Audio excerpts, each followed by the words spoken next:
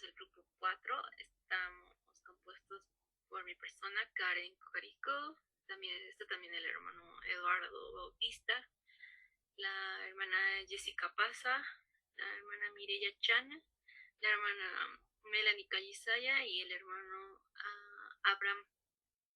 Entonces, los 6 vamos a exponer. Voy a invitar a mi hermano Eduardo para que pueda comenzar.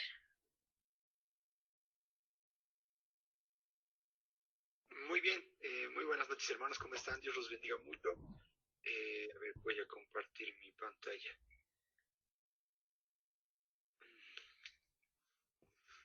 Muy bien, muy buenas noches hermanos, Dios los bendiga mucho. Vamos a exponer respecto a la iglesia medieval. Así que vamos a hacer una breve introducción para que podamos entender un poquito más de este tiempo, de esta época. ¿Ok? Lo que dice nuestra diapositiva es lo siguiente: la Edad Media representa uno de los periodos más largos e importantes de la historia del cristianismo, ¿no? En el libro nos da algunas pautas sobre las cosas que suceden. En esta etapa, la iglesia llega a tener muchísimo poder durante la Edad Media, ¿ok? Después de que cayó el Imperio Romano, Europa quedó prácticamente en caos: guerra, desorden, gobiernos débiles, y en medio de todo esto, la iglesia,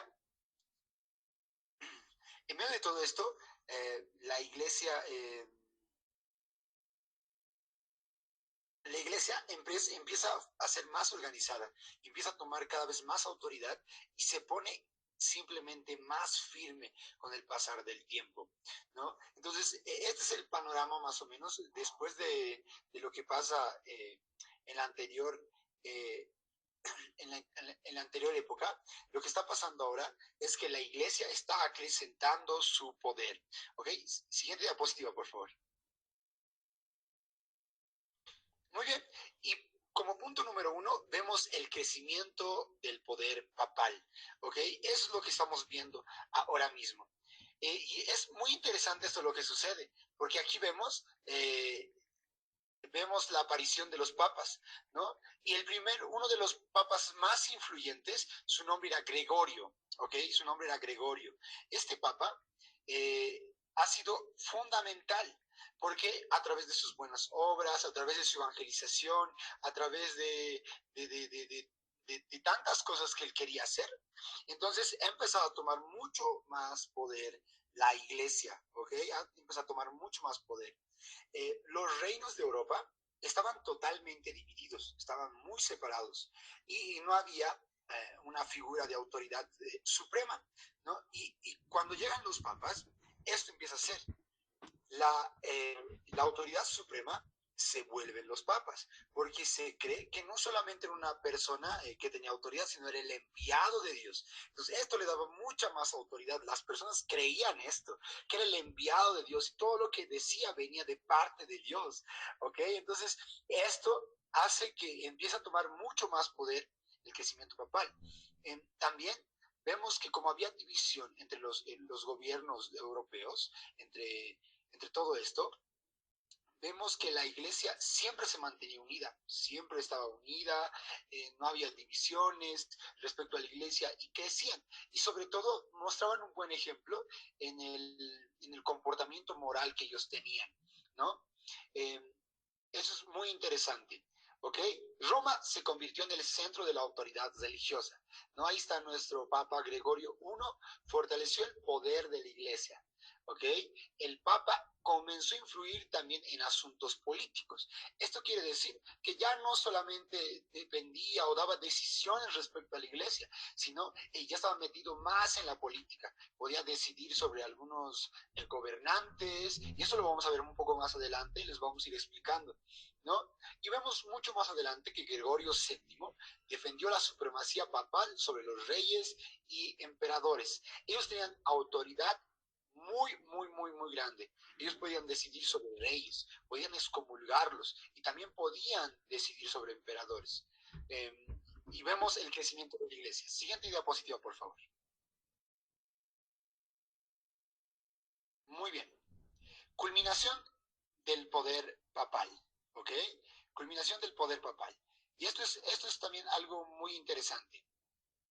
eh, vemos, vemos que primeramente la política europea, las coronaciones de emperadores, las leyes, la educación, la economía, las guerras religiosas estaban influenciadas por el Papa. Él decidía en todas estas cosas. Y aquí vemos el poder que tenía el Papa, ¿ok? La, estaba metido en la política europea, en las leyes, en la educación, en la economía, las guerras religiosas. Entonces, él coronaba emperadores. Entonces, el Papa tenía un gran, muy gran poder, ¿ok? Y vemos que ellos influenciaban en la cultura, ¿no? En la educación, la conservación de manuscritos, las universidades, el arte, la arquitectura, y vemos en todo esto que había mucho poder. Y a través de todo esto habían empezado a ganar territorios, terrenos, lugares, habían empezado a ganar tesoros, ¿no? Entonces, gracias a todo esto, el Papa adquiría mucho más poder porque buscaban aliarse con él, porque veían que tenía poder, entonces que los gobernantes veían conveniente acercarse al Papa, hacer un convenio, una alianza para tener relevancia, ¿no? En esa época. Y eso es muy interesante, ¿no? Eso es muy interesante. La iglesia acumuló riquezas y gran influencia. Ahí vemos, la iglesia estaba totalmente acumulando porque muchos de los gobernantes, de los emperadores, buscaban el favor de la iglesia, ¿ok? Y sobre todo destaca el conflicto entre Gregorio VII y Enrique IV, ¿no? Entonces aquí hay una discusión que más adelante les vamos a explicar. Siguiente diapositiva, por favor. Decadencia del poder papal. Como sabemos, hay una frase que dice, todo lo que sube tiene que bajar, ¿no? Entonces, el crecimiento papal ha crecido en un paso exponencial, muy grande. Ha sido asombroso el poder que ha tenido, pero también ha llegado el final de ese poder, ¿no? Vemos la decadencia, vemos un decrecimiento en el poder del Papa, ¿no? Ha empezado a debilitarse. Y esto es muy interesante, ¿no? Bonifacio VIII tenía grandes ambiciones. Este era un papa. Bonifacio VIII tenía grandes ambiciones. Los reyes europeos ya no aceptaban fácilmente la autoridad del papa porque estaba creciendo, estaban fortaleciéndose los gobiernos, los emperadores estaban fortaleciéndose. Entonces, el papa empezó a perder poder y autoridad sobre todas las decisiones que se tomaban anteriormente, ¿no? Y este mismo Bonifacio ha tenido un conflicto que ha desencadenado la decadencia, la ha llevado para abajo totalmente. Eduardo I y un tocayo y Felipe IV han tenido una discusión, ¿no? Han tenido una discusión y al final Felipe IV ordenó capturar y encarcelar a este papa, ¿no? Entonces lo liberaron, pero murió, ¿no? Y ahí vemos que totalmente ha empezado a decaer el poder, ¿no? Felipe IV en Francia encarceló a Bonifacio VIII, ahí está, y decayó, ¿no? Y el poder político del papado empezó a debilitarse. Ahí comienza todo, ¿no? Ahí comienza todo, cuando ya los gobernantes y los emperadores se rebelan y toman más autoridad que el papa, ¿no? Siguiente diapositiva, por favor.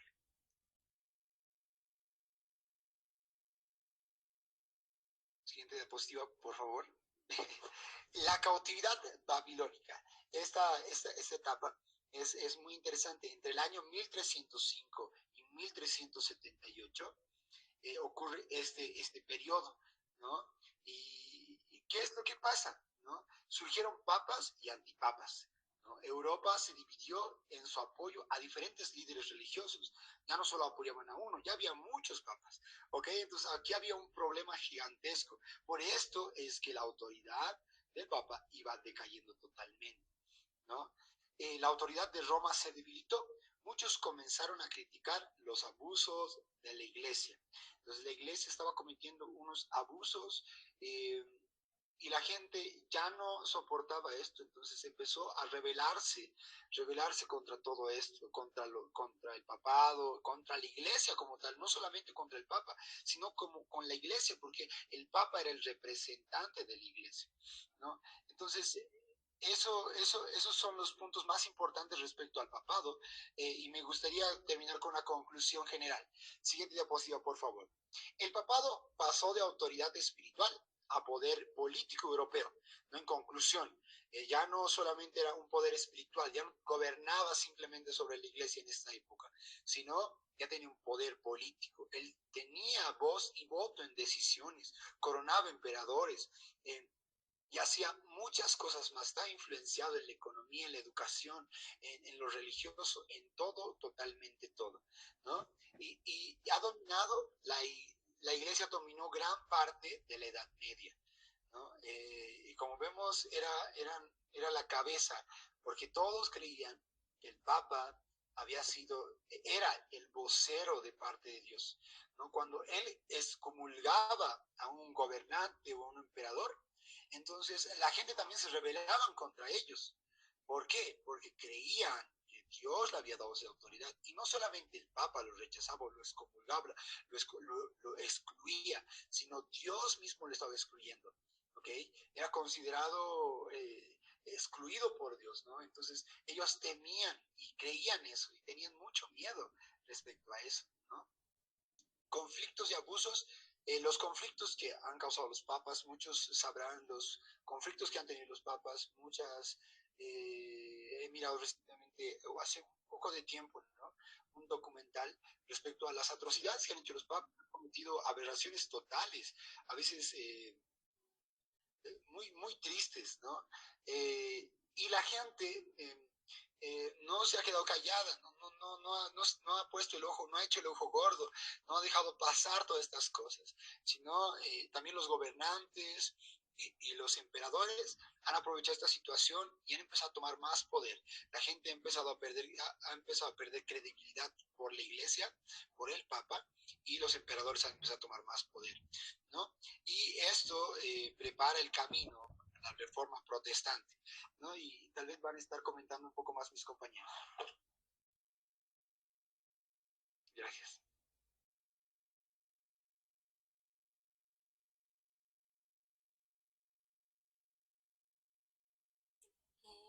Pastor, bueno, la siguiente hermana que tenía que exponer creo que está teniendo fallas con el tema de su señal, creo.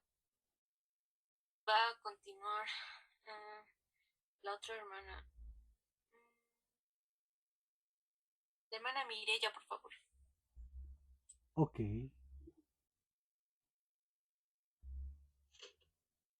Amén, hermana. ¿Podemos pasar a la iglesia medieval, por favor?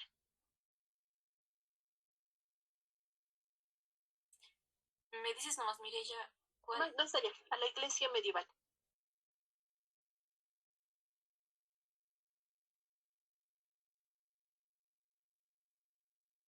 Hay uno más antes. Digo, más antes. El Santo Imperio Romano. Ahí. Bueno, menciones. Bueno, pastor, más hermanos. El Santo Imperio Romano. Y aquí vamos a ver la separación de las iglesias latina y griega. La siguiente, por favor. Bueno, en el siglo IX hasta el XIX existía en Europa una entidad política que era singular, que demostró poseer distintas características. Y este era denominado el Santo Imperio Romano. Este estaba situada en el oeste del mar Adriático. Estaba en desorden, gobernada por tribus y guerras. Sin embargo, en medio de toda esta confusión, este pueblo, Europa, permanecía en unidad y en orden. Pero así ha sido también denominado más adelante el Imperio Germano. La siguiente, por favor.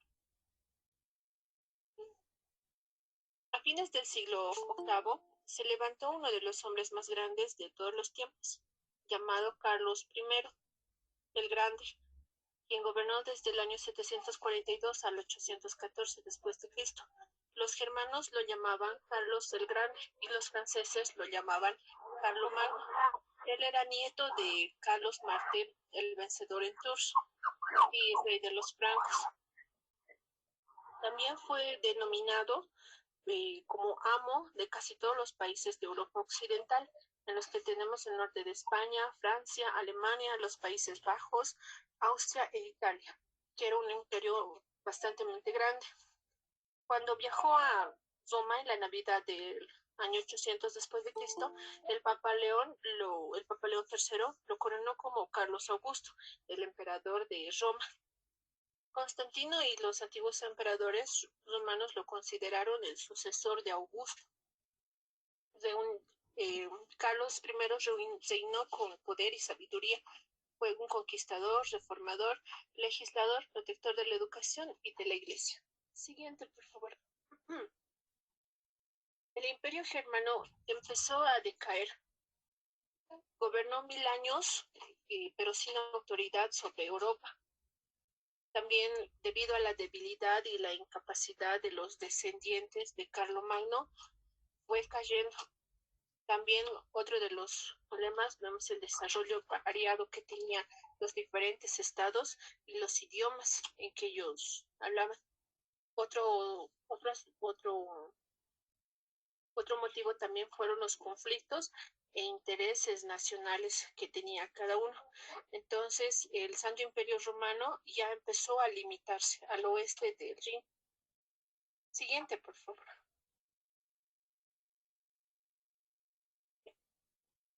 Y cuando ya cayó el Imperio Romano, debido a la debilidad de los sucesores de Carlomagno, entonces había un grupo de 7 príncipes, denominado el electorado, quienes elegían al emperador que iba a gobernar en ese lugar. Entre ellos podemos mencionar solo algunos representantes porque ellos eran 54 emperadores. Entonces, uno de los más importantes es Enrique I, quien gobernó del 919 al año 936. Él empezó la restauración del imperio que había decaído. Después a otro tenemos a Otón, que es el hijo de Enrique I. Él gobernó primero hasta el 951 sin ser coronado, pero luego se extendió su reinado hasta el 978. A él se le consideró como el verdadero fundador del Imperio Germano, porque él gobernó de distinta manera. Al siguiente es Federico Barbarroja. No, Federico Barbarroja. Este fue uno de los más poderosos en la sucesión de emperadores, porque participó en la Tercera Cruzada, pero se ahogó en Asia Menor, y su muerte condujo al fracaso de la expedición. Federico II, quien era nieto de Barbarroja, se le llamó la maravilla y enigma de la historia, ilustre y progresista. Era un hombre más liberal de su época. Debido a sus ideas de gobierno y religión, el Papa lo excomulgó 2 veces, pero en la Quinta Cruzada se autoproclamó rey de Jerusalén. Siguiente, por favor. Rodolfo I fue el fundador de la Casa de Austria. Recibió la corona imperial en 1273. Pero ya en ese momento ya no significaba nada en realidad. El título era un título sin valor ya. Debido a esto,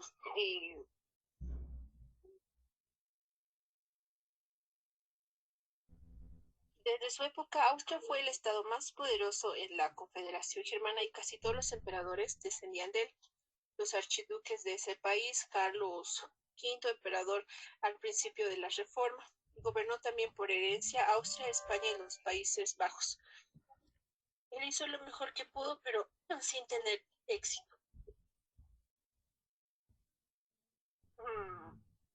Por muchos siglos al principio de la historia del imperio hubo fuertes rivalidades y a veces había guerra entre los emperadores y los papas. Como ellos luchaban por gobernar la iglesia, los papas luchaban también por gobernar el imperio. Uno de ellos es el Papa Gregorio VII. En esa época exigió la sumisión del emperador. Y también otro, Inocente III, era el que ponía y daba emperadores y reyes. Pero ya una vez que Napoleón apareció, entonces él estaba en la cumbre de su poder. En ese año obligó a Francisco II a renunciar al título de emperador del Santo Imperio Romano y en su lugar asumió el emperador de Austria. Siguiente, por favor. La separación de la Iglesia latina y griega se hizo formalmente en el siglo XI, aunque en la práctica se efectuó mucho antes. Durante 100 años, la relación normal entre papas y patriarcas se caracterizó por la lucha. Había constante lucha en ese tiempo, como mencionaba nuestro compañero. Al final, pero en 1054 después de Cristo, el mensajero del Papa puso sobre el altar de Santa Sofía en Constantinopla el decreto de excomunión. En base a esto, el patriarca de turno expidió su decreto de excomunión a Roma y a las iglesias que se sometían al Papa. La principal diferencia estaba en la doctrina conocida como la procedencia del Espíritu Santo. Los latinos decían el Espíritu Santo procede del Padre y del Hijo, pero los griegos decían que procedía del Padre. Entonces, había muchas escrituras sobre esto, muchos libros que se habían escrito, y aparte de que había una guerra, una amarga lucha entre esto. En las ceremonias de las iglesias también eran un punto muy diferente entre los dos. La iglesia griega pedía que la iglesia occidental prohibía el matrimonio de los sacerdotes, pero la iglesia romana exigía que tenían que estar casados. En la iglesia occidental la adoración de imágenes se había puesto en práctica, mientras que en las iglesias griegas no se veían estatuas, sino se veían cuadros, pero eran cuadros con relieve. Una de las causas de separación de la Iglesia latina también fue la política de la independencia de Europa y el trono de Constantinopla en el establecimiento del Santo Imperio Romano. Pero sin embargo, el factor más poderoso que condujo la separación fueron las continuas reclamaciones de Roma de ser la Iglesia dominante y su Papa de ser un obispo universal. Siguiente, por favor. Asterisco.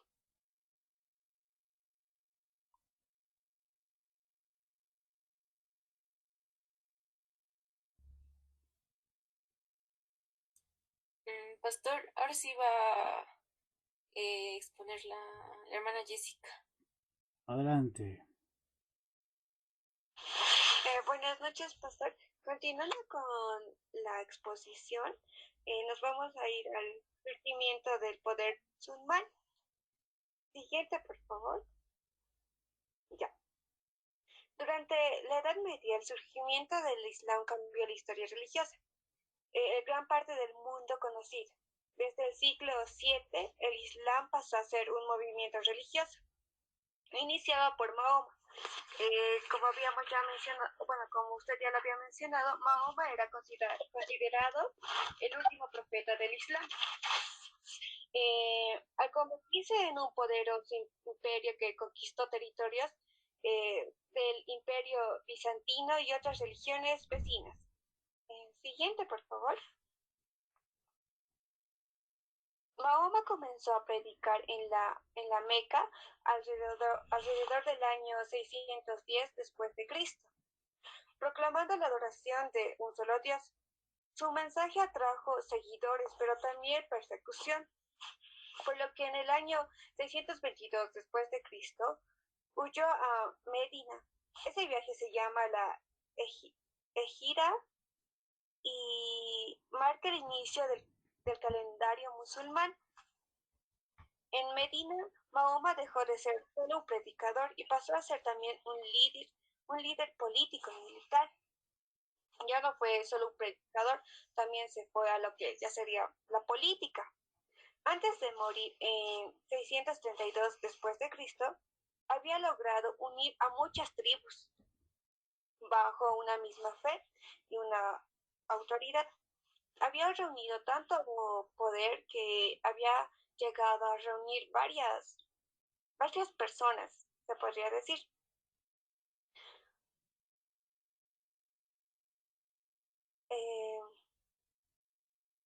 Ahora sí, la expansión musulmana. Después de la muerte de Mahoma, sus sucesores, llamados califas, continuaron la expansión. En pocas décadas, los musulmanes conquistaron Arabia, Siria, Palestina, Irán, Egipto, partes del norte de África. Como se ve en la imagen, esos colores verdes, se podría decir. Esos lugares ya se habían expandido.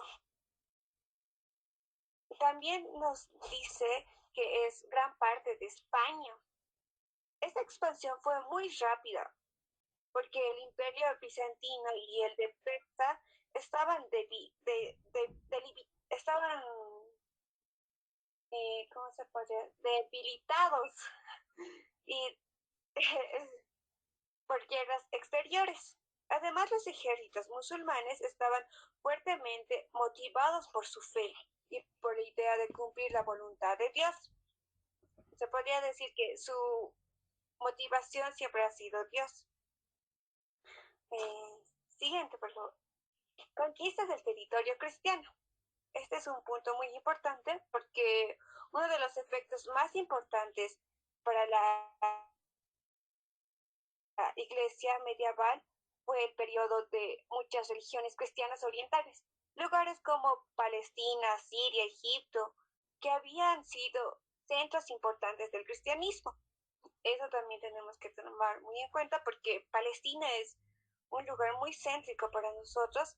Quedaron bajo dominio por los musulmanes.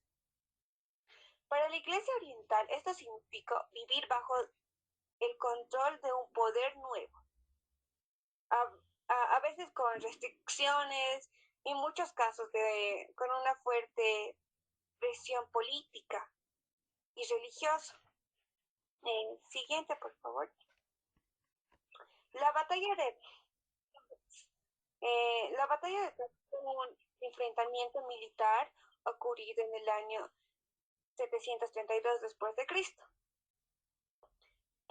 en la actual Francia, actualmente, cerca de las ciudades de Tours y Poitiers.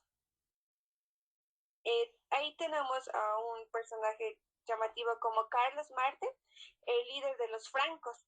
Derrotó al ejército musulmán que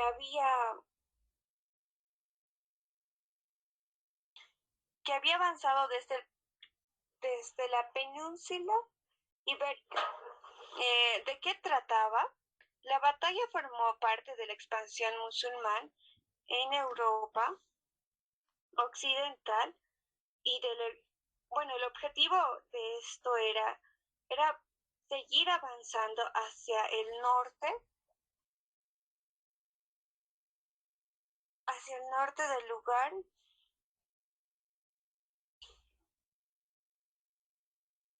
Por eso la batalla no fue de ejército, sino de un punto frente a la expansión del territorio europeo. Siguiente, por favor.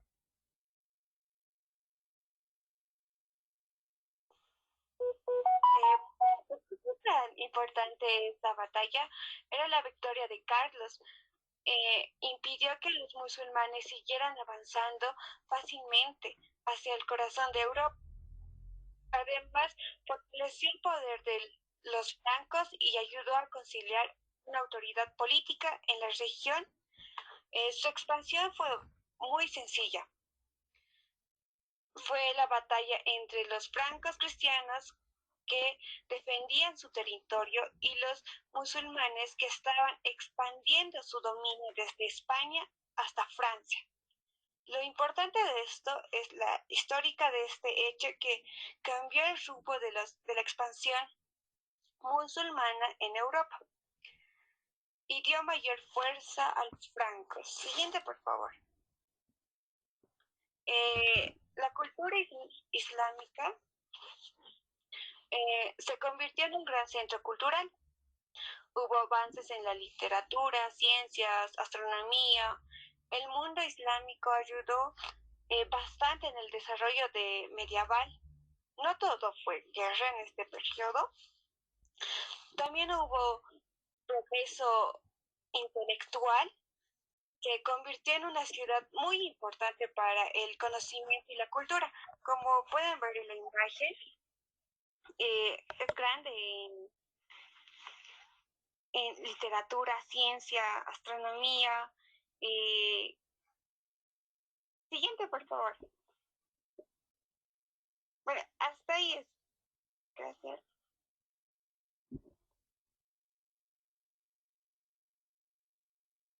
Va a continuar la hermana Melanie. Adelante. Buenas noches. Bueno, las cruzadas, ¿no? Más o menos esto ha pasado en el 476, 1453 después de Cristo, ¿no? El objetivo era recuperar Jerusalén y otros lugares santos de la Tierra Santa que estaban bajo el dominio musulmán. Siguiente. Bueno, las cruzadas es otro gran movimiento de la Edad Media, ¿no? Bajo el mandato de la Iglesia. Bueno, estas cruzadas comenzaron a finales del siglo XI y luego continuaron casi otros 300 años. Muchas personas peregrinaban hacia Tierra Santa. Los peregrinos sufrían robos, opresión y ataques, ¿no? Y también los musulmanes amenazaban al imperio bizantino. El emperador Alejo pidió ayuda al Papa Urbano II y Europa buscó recuperar Tierra Santa del dominio musulmán. Y más o menos por esas situaciones es que han surgido las cruzadas, ¿no?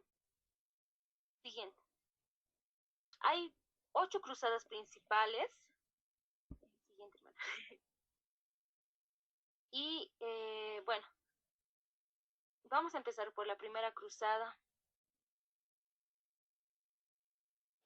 Esta cruzada la proclamó el Papa Urbano II en el año 1095 después de Cristo, en el concilio de Clermont, donde una multitud de caballeros tomaron la cruz como insignia y se alistaron en contra de los sarracenos, ¿no? En esta cruzada, algunos puntos importantes que he puesto es que, como ya lo había dicho, fue convocada por el Papa Urbano II, fue liderada por Godofredo de Bouillon. En esta cruzada conquistaron Jerusalén en 1099. También se estableció el reino de Jerusalén. ¿Ya? Vamos a pasar a la segunda cruzada. En esta segunda cruzada se convocó por las noticias de que los sarracenos estaban conquistando las provincias situadas a poca distancia del reino de Jerusalén. En esta segunda cruzada buscó defender Jerusalén de los sarracenos. Participaron Luis VII de Francia y Conrado III de Alemania. En esta segunda cruzada no recuperaron los territorios perdidos. ¿No? Vamos a pasar a la tercera cruzada. Bueno, en esta tercera cruzada pasó la caída de la ciudad y por eso ha despertado a Europa para que se pueda hacer esta tercera cruzada en el año 1189 y 1191, que condujeron 3 soberanos prominentes: Federico Barbarroja de Alemania, Felipe Augusto de Francia y Ricardo Corazón de León de Inglaterra, ¿no? En esta tercera cruzada, después de que Saladino reconquistó Jerusalén, participaron, como lo había dicho hace rato, 3 personajes, ¿no? Que estaban como que estas 3 personas estaban sobresaliendo. Y en esta tercera cruzada se logró permitir peregrinación cristiana a Jerusalén. En la cuarta cruzada, en esta cuarta cruzada fue un fracaso, ¿no? Porque al final perjudicó mucho a la iglesia cristiana. Y los cruzados desistieron de su propósito de ganar Tierra Santa e hicieron guerra con Constantinopla. Los cruzados cambiaron su objetivo y atacaron Constantinopla, saquearon la ciudad y establecieron un gobierno latino. Y por lo tanto, esto debilitó gravemente al imperio bizantino. Como lo había dicho, esta cruzada fue una de las cruzadas más negativas para la iglesia cristiana. En la quinta cruzada la realizaron Juan de Previene, rey de Jerusalén, y Andrés II, que era rey de Hungría. Los citados monarcas atacaron sin resultado a los sarracenos de Egipto y Siria. En esta quinta cruzada también fracasó y no consiguió victorias importantes. En la sexta cruzada fue dirigida por el emperador Federico II, aunque excomulgado por el Papa.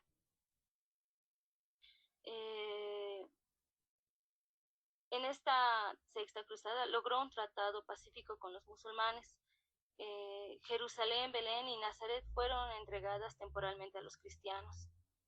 Y en esta también Federico se coronó a sí mismo como rey de Jerusalén. Y desde ese tiempo permaneció bajo su dominio. En la séptima cruzada fue realizado al mando de Luis IV de Francia, conocido como San Luis. Invadió por el camino de Egipto, aunque al principio tuvo éxito, los musulmanes lo derrotaron y lo apresaron. Luis IV fue capturado y liberado mediante el pago de un rescate. Después permaneció un tiempo en Palestina antes de regresar a Francia. En la octava cruzada estuvo también bajo la dirección de Luis IV junto con el Felipe Eduardo Plantagenet de Inglaterra. En esta cruzada pasó la expedición por África, especialmente Túnez.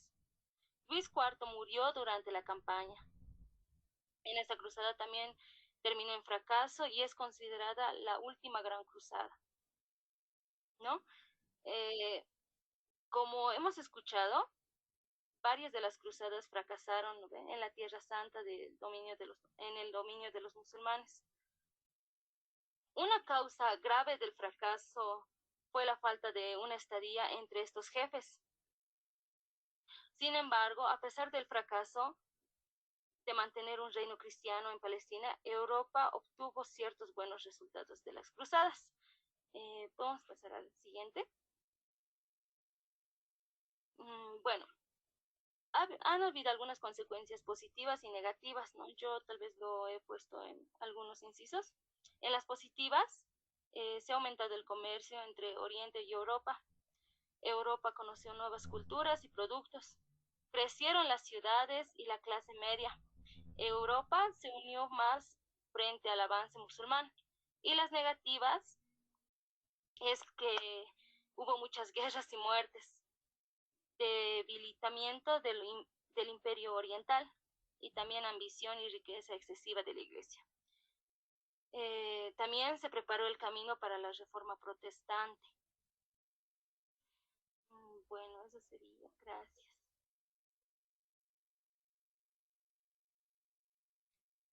Voy a invitar al hermano Jonathan. Adelante.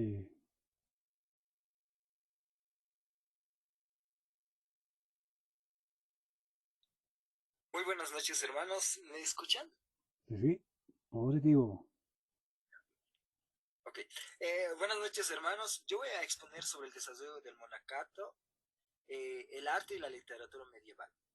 Ya, primero para iniciar, tal vez, monacato significa la vida de los monjes y monjas dedicada a la oración, disciplina y a un retiro religioso. Ya, siguiente diapositiva. Primero, el origen. La vida monástica se originó en el siglo IV en las cavernas del norte de Egipto. Al principio se desarrolló de manera lenta en Europa, pero en la Edad Media hubo un crecimiento de este espíritu monástico entre hombres y mujeres. Entonces, estas personas empezaron a optar por este estilo de vida. Entonces, esto incurrió en que esto llegue a crecer, sea algo masivo. Ya, siguiente.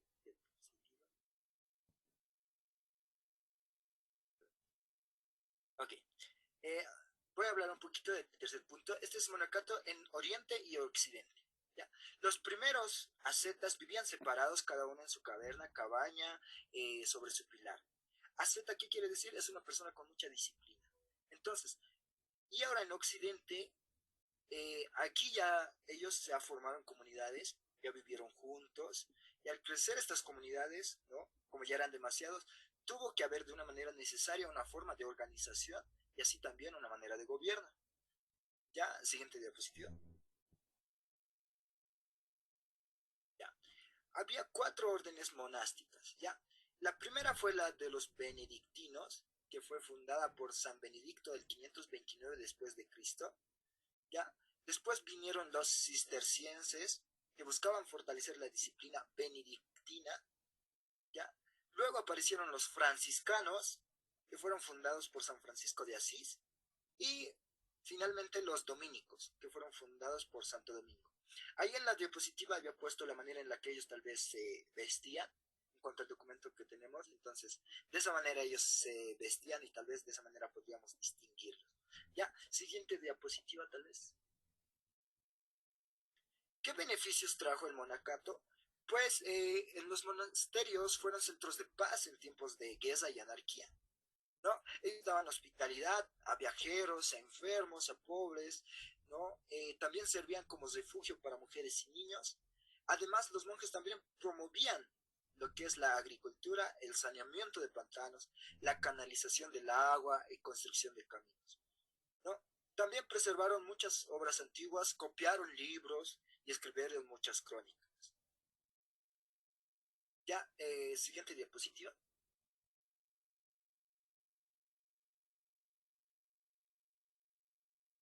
Ya, eso era en cuanto a lo que acabo de hablar hace un momento, ¿no? Que ellos brindaron lo que es agricultura, hospitalidad y educación, dieron refugio, ¿no? A personas. El siguiente, por favor. Muy bien. ¿Cuáles fueron los males, ¿no ve? Del monacato?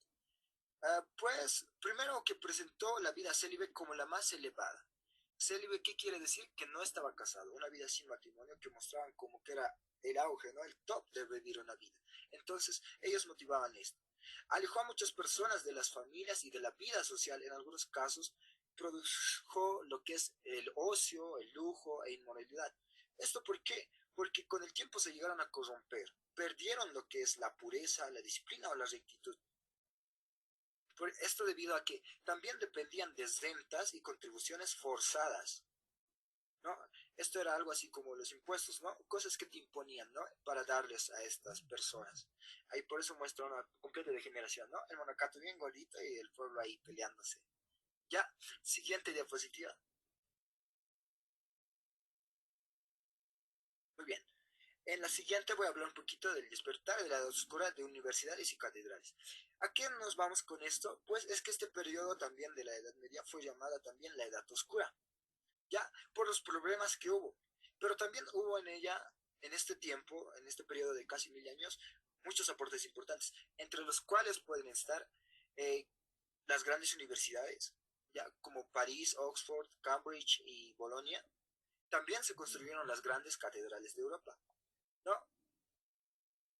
Muchas de estas tenían tal vez un estilo más gótico, ¿no? Las diócesis, ¿no? ¿Esto a qué sugirió? Pues, ¿qué motivó? Básicamente, entonces, en cierta manera, ellos al querer tener estas cosas, motivaron lo que es el arte y la literatura. Vámonos con la siguiente diapositiva. ¿Ya? Este fue el despertar de la literatura. Esto comenzó en Italia con la Divina Comedia de Dante, el despertar, ¿no ve? Después siguieron otras personas, entre ellas las cuales estos dos personajes que son Petrarca y Boccaccio. ¿Ya? Y en cuanto al arte, despertó también en Italia con Giotto. ¿Ya? Luego aparecieron otros grandes pintores, escultores y arquitectos. ¿No ve? Pero más que todo, estos pintores, arquitectos, ¿no? Estas personas pusieron todo su arte, su profesión al servicio de la iglesia, ¿no? Siguiente, por favor. Siguiente. Ya. En conclusión, ¿ya? Podemos decir que el monacato tuvo una influencia muy grande en la Edad Media, ¿ya? Su mejor etapa fue un beneficio para la sociedad, porque ayudó en paz, en educación, en agricultura, en literatura, en arte, en misiones. Mas, sin embargo, también con el tiempo se corrompió, hubo abusos, y es por eso que la influencia que este tuvo fue en parte para bien y en parte para mal. Ahí también por eso lo puse en la diapositiva, es una influencia de... Tuvo cosas positivas y también cosas negativas. Eso en cuanto puedo decir el punto que yo expuse. Voy a dar paso a mi compañera.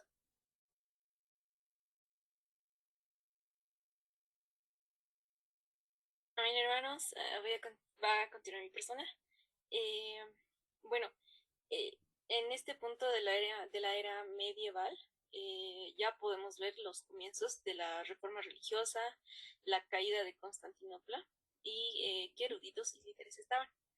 Entonces, durante este periodo han surgido, ¿no?, estos movimientos que buscaban regresar a las enseñanzas bíblicas y reformar la iglesia. Aunque muchos fueron perseguidos, prepararon el camino para la reforma protestante del siglo XVI.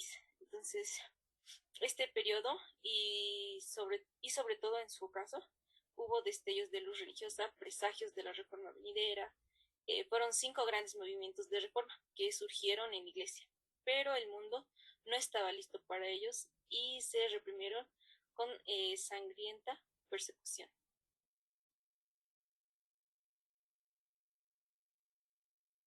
Bueno, aquí vemos la caída de Constantinopla en 1453 después de Cristo. El imperio griego nunca se recuperó de la conquista de los cruzados en 1204, justamente cuando hablábamos del tema de las cruzadas, ¿no? Veíamos que las primeras cruzadas sí tenían resultados, pero ya las últimas cruzadas no tenían resultados. Entonces, esto fue el resultado, ¿no? Los turcos, el poder musulmán dominante, tomaron, ¿no?, provincia tras provincia hasta que solo quedó Constantinopla. En 1453 también los turcos finalmente lo tomaron bajo Mohammed II, ¿no? En un solo día, el templo de Santa Sofía se transformó en una mezquita. Entonces, en Constantinopla fue hasta 1920 la ciudad de los sultanes y la capital del imperio turco. En 1923 declararon a Ankara para que sea la capital de Turquía. En sí reemplazaron Constantinopla por Ankara. La iglesia griega continuó, ¿no?, con su patriarca en Estambul, despojado de todo menos de su autoridad eclesiástica. Con la caída de Constantinopla en 1453 termina, ¿no?, el periodo de la iglesia medieval. Aquí podemos ver el comienzo de la reforma religiosa. Y estas son, ¿no?, las 5 que mencionábamos. El primero son las albigenses, ¿no?, que estaban en 1170 después de Cristo. Estos albigenses, que son también llamados cátaros o puritanos, aparecieron en el sur de Francia justamente en el mismo año, ¿no?, en el año 1170. Ellos rechazaban varias enseñanzas de la Iglesia Católica Romana, tales como la autoridad de la tradición, el purgatorio, la adoración de imágenes y las pretensiones sacerdotales. Además, difundían el Nuevo Testamento entre el pueblo. Sin embargo, también tenían algunas ideas equivocadas, ya que rechazaban el Antiguo Testamento y mezclaban algunas creencias extrañas. El Papa Inocencio III organizó una cruzada contra ellos en el año 1208 y fueron perseguidos violentamente hasta casi desaparecer, ¿no? Por eso dice, ¿no? La sexta cruzada extirpada con mucha y gran violencia. En el 2 tenemos a los valdenses.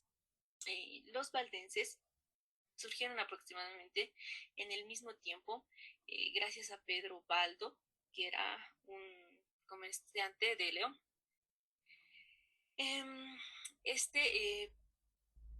Pedro Baldo se dedicó, ¿no?, a leer la Biblia, a predicarla y explicarla al pueblo. Difundía, ¿no?, las escrituras contra las doctrinas y costumbres católico-romanas. Él enseñaba que la autoridad verdadera era la palabra de Dios y no solamente las tradiciones humanas. Fundó un grupo llamado Los Pobres de León, quienes viajaban predicando el Evangelio. Aunque fueron perseguidos cruelmente en Francia, lograron refugiarse en los valles del norte de Italia y permanecieron firmes durante varios siglos. El tercero, ¿no? Juan Wycliffe, que es desde el 1324 al 1384, ¿no? Este señor fue un reformador inglés conocido como la estrella de la mañana de la Reforma. Este señor criticó, ¿no?, el poder del Papa, criticó el monacato, criticó también las doctrinas incorrectas de la Iglesia. Rechazó la doctrina de la transubstanciación y enseñó que el pan y el vino eran símbolos. Su obra más importante fue traducir la Biblia al inglés para que el pueblo pudiera leerla, ¿no? Sus seguidores fueron llamados Lollardos, pero sufrieron persecución. Y aún así sus enseñanzas prepararon el camino para la Reforma protestante. Como cuarto tenemos a Juan Hus, en 1369 hasta el 1415. Juan fue un reformador de Bohemia, influenciado por los escritos de Juan Wycliffe.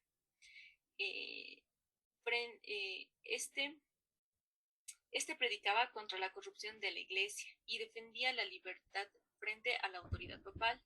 Llegó a ser rector de la Universidad de Praga y tuvo mucha influencia en su país. Como mencionaba, ¿no?, el hermano Jonathan, en la era medieval se habían fundado varias universidades prestigiosas. Entonces, Juan Hus, llegó, ¿no?, a ser rector de una de las universidades. El Papa lo excomulgó y más adelante fue llevado al Concilio de Constanza. Aunque le prometieron seguridad, traicionaron el acuerdo y lo condenaron a morir en la hoguera en 1415. La muerte de Juan Hus inspiró a muchas personas, fortaleció el deseo de reforma en Europa. Como quinto tenemos a Jerónimo Savonarola, de 1452 a 1498. Savonarola fue un monje dominico en Florencia, Italia. Predicaba con valentía, ¿no?, contra la corrupción moral, los abusos políticos y los pecados de la sociedad y de la Iglesia. Sus mensajes llenaban la catedral de Florencia y muchas personas cambiaron de vida. Nuevamente, ¿no?, aquí se menciona una de las catedrales importantes que se habían realizado dentro de la época medieval. Por un tiempo tuvo gran influencia política y religiosa en la ciudad. Sin embargo, el Papa lo excomulgó, fue arrestado y finalmente ejecutado en 1498. La vida de Jerónimo mostró, ¿no?, el deseo de una reforma espiritual verdadera. Aquí tenemos, ¿no?, 4 eruditos y líderes que continuaron. Aquí tenemos como primero a Anselmo, de 1033 a 1109. Anselmo fue un gran teólogo y filósofo medieval. Llegó a ser arzobispo de Canterbury, en Inglaterra. defendió la autoridad y la libertad de la Iglesia frente a los reyes. Escribió importantes obras teológicas y por su influencia fue llamado un segundo Agustín. Sabemos que Agustín es un personaje no reconocido dentro de la historia de la Iglesia. Como segundo tenemos a Pedro Abelardo. Él fue uno de los pensadores más importantes de la Edad Media. Fue filósofo y teólogo. Fue también profesor en París y atrajo estudiantes de toda Europa. Se destacó por sus ideas independientes y por promover el razonamiento y la reflexión. También es recordado por su famosa historia de amor con Eloísa. Como tercero tenemos a Bernardo de Claraval, de 1091 a 1153. Bernardo perteneció a una noble familia francesa, pero decidió servir a Dios en un monasterio. Fundó el monasterio de Claraval y promovió la orden cisterciense. Fue un hombre muy espiritual, escritor y predicador. Él fue uno de los predicadores de la Segunda Cruzada en 1147. Además, él defendió a los judíos y se opuso a su persecución. Muchos himnos escritos por él todavía se cantan ahora en la iglesia. Como cuarto tenemos a Tomás de Aquino. Tomás de Aquino fue ahí no está como denominado como el doctor universal y doctor angélico. Entonces, fue un mayor pensador en la Edad Media. También perteneció a la orden dominica y escribió importantes obras de filosofía y teología. Sus obras más que todo son ahora, ¿no?, citadas por los católicos. También recibió un título más que es Príncipe de la Escolástica. Sus enseñanzas siguen siendo muy importantes en la actualidad, pero más para los católicos. Bueno, como conclusión, la iglesia medieval fue una etapa compleja, decisiva, ¿no?, en la historia del cristianismo. Hemos visto, ¿no?, cómo ha pasado el tema de las cruzadas, el tema del monacato, que han renacido, o bueno, han empezado, ¿no?, a construir las universidades, las catedrales. Fue un periodo bastante largo, ¿no?, casi de 1000 años. Entonces, la iglesia durante este tiempo se ha logrado mantener.